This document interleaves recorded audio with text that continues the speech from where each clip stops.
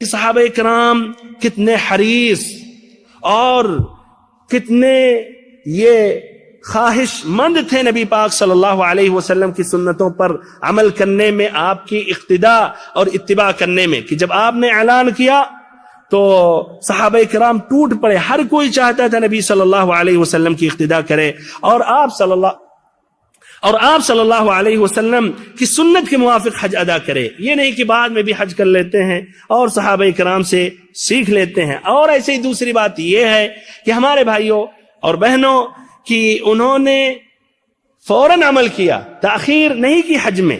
اب بھائیوں یہ جاننے کے بعد ہمارے وہ بھائی جو نبی صلی اللہ علیہ وسلم کی اقتداء نہیں کرتے ہیں، اوروں کی اقتداء کرتے ہیں، سنتوں کو رد کر دیتے ہیں، واضح اور صحیح حدیثیں سامنے آ جاتی ہیں، پھر بھی کہتے ہیں فلاں مفتی صاحب نے کہا، بزرگوں نے کہا، اماموں نے کہا، فلانوں نے کہا.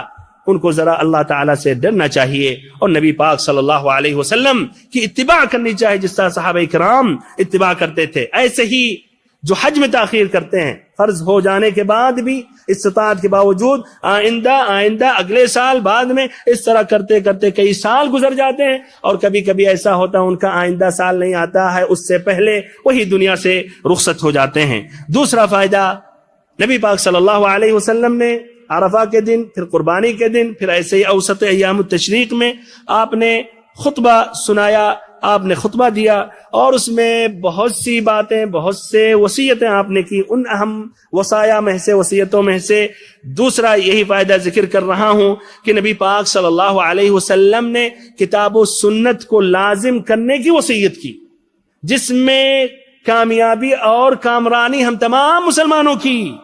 ہمارے بھائیوں، نجات کا صرف یہ واحد ذریعہ ہے.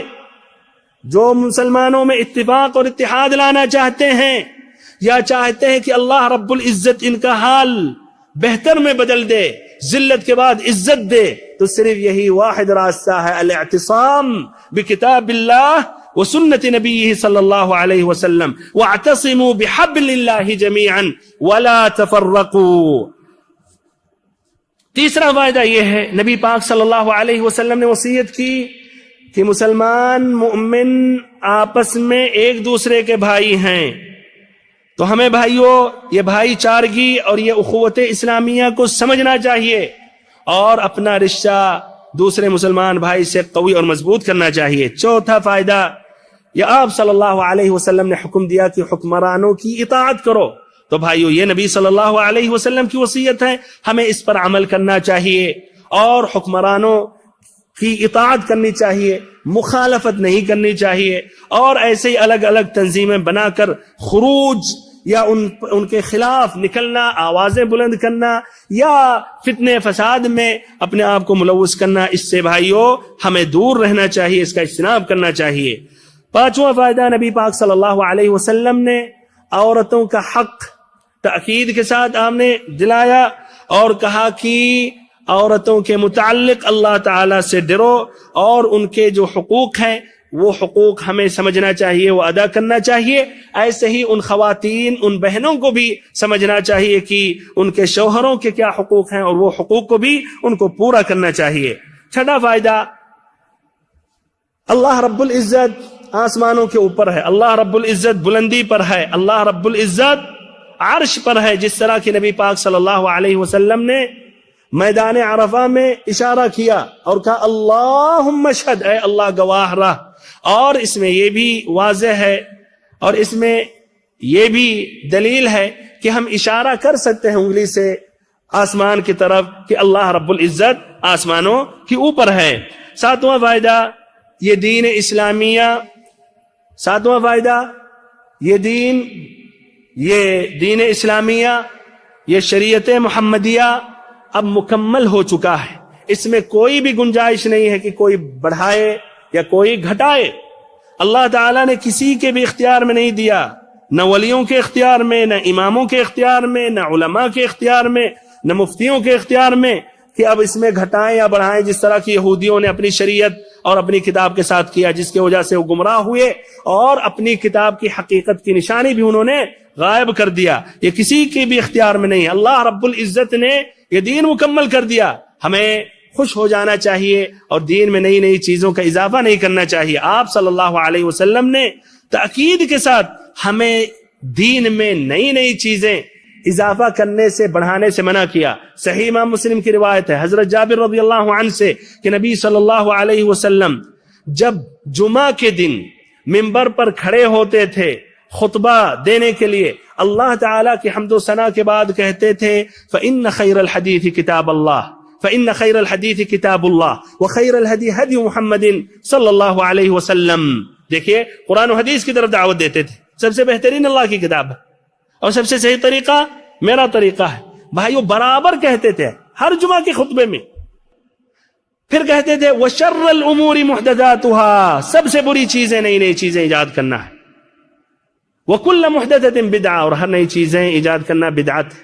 وَكُلَّ بِدْعَةٍ ضَلَالَةٍ، اور ہر بدعت گمراہی ہے۔ نسائی کی روایت میں اضافہ ہے وَكُلَّ ضَلَالَةٍ فِي النَّارِ، اور ہر گمراہی جہنم کی طرف لے جاتی ہے۔ تو ہمارے بھائیوں اور بہنوں، جو کچھ شریعت میں آ گیا ہے ہم کو لے لینا چاہیے۔ اس کے علاوہ بات یا عمل یا عبادت، عید، نمازیں، ذکر، اذکار، درود و سلام کے صیغے، میلے، کھانے پینے کی جو بھی نام رکھا جا رہا اگر وہ شریعت میں نہیں ہے، کھانے پینے سے مراد یعنی جو نام دیتے ہیں بڈے دیتے ہیں یا 12ویں یا تیجا، یہ مراد ہے، تو ہمارے بھائیوں اور محترم ساتھیوں ہمیں اس سے اجتناب کرنا چاہیے اور یقین کرنا چاہیے خیر الہدی ہدی محمد صلی اللہ علیہ وسلم، کہ سب سے بہترین محمد صلی اللہ علیہ وسلم کا طریقہ ہے، اس کے علاوہ کسی کا بھی طریقہ اور راستہ نہیں ہو سکتا، بظاہر وہ کتنی ہی خوبصورت کیوں نہ ہو، بظاہر کتنی وہ اچھی نہ دکھ رہی ہو۔ بہرحال اس کے بعد آخری فائدہ یہ ہے کہ ہمیں سود سے اجتناب کرنا چاہیے اور ایسے ہی کسی کے خون میں ملوث ہونے سے بچنا چاہیے۔ آپ نے تاکید کے ساتھ یہ سود سے منع کیا اور کہا کہ تمام جاہلیت کے سود ختم کیے جا رہے ہیں، یہ ختم ہو رہے ہیں، اور آپ نے کہا کہ آپس میں ایک دوسرے کا خون یہ حرام ہے۔ ہمارے بھائیوں اور محترم ساتھیوں، ترمذی اور نسائی کی روایت ہے، ایک صحیح روایت ہے حضرت ابن عمر رضی اللہ عنہما سے مروی ہے کہ نبی پاک صلی اللہ علیہ وسلم نے فرمایا لَزَوَالُ الدُّنْيَا أَهْوَنُ عَلَى اللَّهِ مِنْ قَتْلِ رَجُلٍ مُسْلِمٍ، کہ یہ دنیا کا زوال ہو جانا، دنیا کا مٹ جانا اللہ تعالی کے نزدیک یہ زیادہ آسان ہے ایک مؤمن مرد کے قتل کرنے سے، ایک مؤمن مرد کے قتل کرنے سے زیادہ آسان ہے کہ دنیا زائل اور ختم ہو جائے۔ ہمارے وہ بھائی کہاں ہیں وہ نوجوان جو جوش میں آ کر خودکش حملہ کرتے ہیں، اور اس میں بوڑھے بھی جاتے ہیں، اس میں بچے بھی جاتے ہیں، عورتیں بھی بے گناہ، اور اس میں کتنے مسلمان ہوتے ہیں۔ کچھ ایسے ہیں وہ نوجوان کہ ایک کافر کے لیے اگر 100 مسلمان 1000 بھی مر جائیں تو وہ کامیابی سمجھتے ہیں، جہاد سمجھتے ہیں۔ وہ کہاں ہیں ایسی حدیثوں سے؟